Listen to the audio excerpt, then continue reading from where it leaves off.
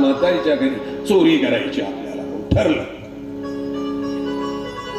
दुपारच्या वेळेला म्हातारी यमुनेच्या तीरावर गेली. म्हातारा गुरं चारायला गेला आणि कृष्णनाथानं आपली सवंगडी जमा केली. घरावर शिरला, धाब्याला झरोक असतो आणि मध्ये मुलं सर्वी उतर पाहिलं. मडकं मात्र शिंक्यावर लटकलेलं होतं. सवंगड्याने विचारलं, कान्हा कन्हैया नसेल काही काळजी करू नका, सुदाम्याला असेल चल वाक. आता सुदाम्या, पेंद्या, वाकड्या, बोबड्या एकामेकाच्या पाठीवर उभी राहिली. दादा बलराम वर गेली आणि शेवटून कन्हैयावर जाऊन उभा राहिला. डाव्या हाताला शिंक धरलं, उजव्या श्रीकराचा मुठ्ठी प्रहर त्या मडक्यावर केला आणि फाटकन मडकं फुटलं. अवघ दही दूध लोणी आता पोरांच्या अंगावर पडलं आणि आहे त्या स्थितीत पोरं चाटायला लागली, खायला लागली आणि दरवाजाची कडी वाजली. मुलं पळाली. वर मात्र शिंक्याची दोरी धरून अडकलेला कृष्ण मात्र वर जसाच्या तसाच लटकून राहिला. म्हातारीनं दरवाजा उघडला आणि म्हातारीचं लक्ष कृष्णाकडे गेलंय. वर लटकलेल्या कन्हैया बोक्यासारखा पाहत होता त्या गवळणीकडे. डोळे उठा. म्हातारीने झालं, कान्हा थांब, तुला आता नेते तुझ्या आईकडे. सांगते मोठा चांगला म्हणतेस ना तुझ्या पोराला. अगं चंडाळणे पद, त्याचं वय काय, चोऱ्या करायला लागलं ते गावात. आता विचारते दे यशोदेला, यशोदे गोकुळी राहावे की जावे? आम्ही गोकुळात राहायचं का जायचं? कन्हैयाला खाली उतरला. म्हातारीने बकाट धरलं आणि फरा फरा उडायला लागली. शिव्या देत होती. मुलांचा घोळका झाला, माणसांचा घोळका झाला, स्त्रियांचा. म्हातारी मात्र कन्हैयाला फरा फरा उडत होती आणि शिव्यांची लाखोली आई यशोदेला वाहत. आई यशोदेच्या अंगणात गेली ना आवाज दिला, यशोदे बाहेर चल.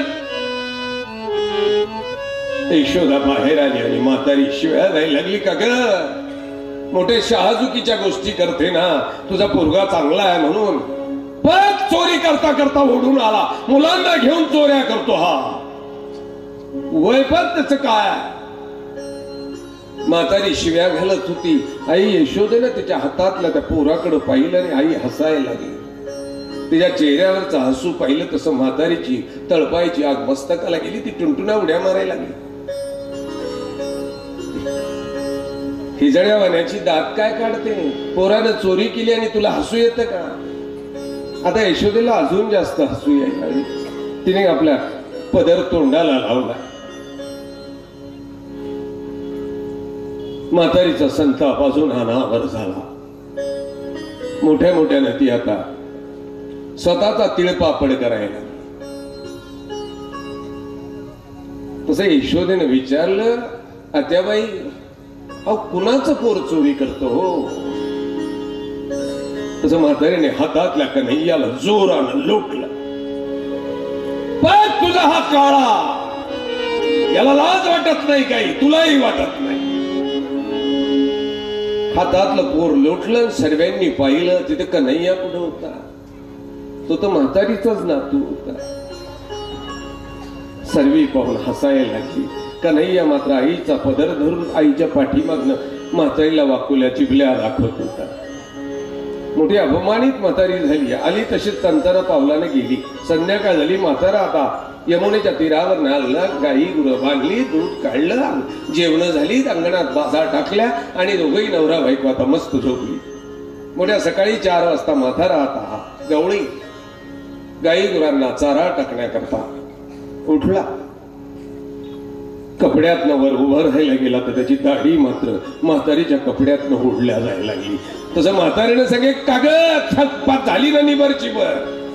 तेवढे झाले ना, दिवस उगवला, तुला लाज नाही वाटत का दाढी ओढायला? झटक्याने म्हातारा वळाला तशी तिची वेणी ओढल्या गेली.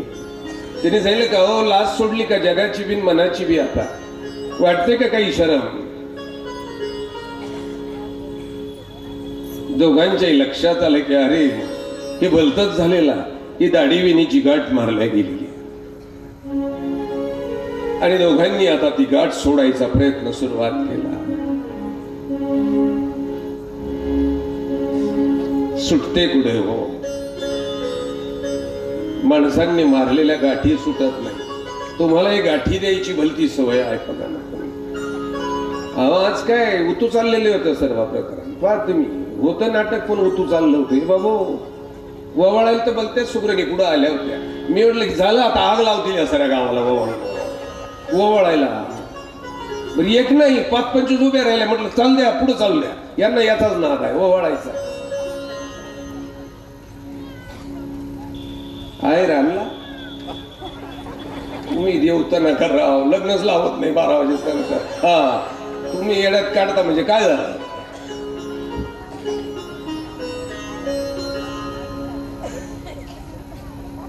बरं एक गडबडीत आहे ना, त्या गाठीच्या गडबडीत कशाचे बाबा बिबा गाई झाली सर्वी बस पागोटे बिगोटे बांधून एकदम गाठींचं नाव आहे.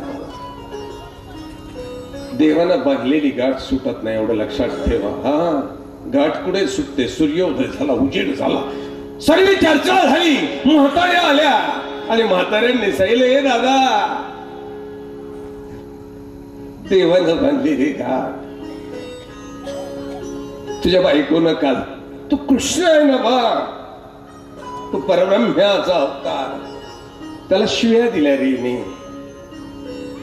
ज्या कुशीने जन्म दिला ना त्या यशोदेला ही चंडाळीन म्हटली. पण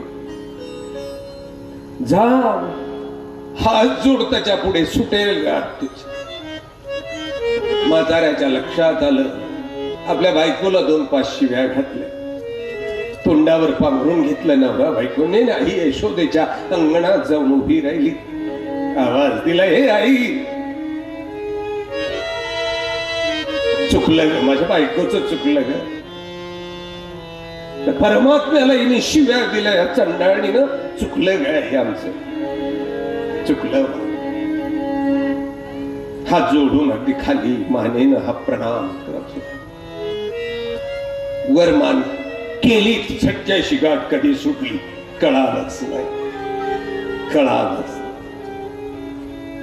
हे कृष्ण गोविंद हरी मुरारी, हे नाथ योगेश्वर.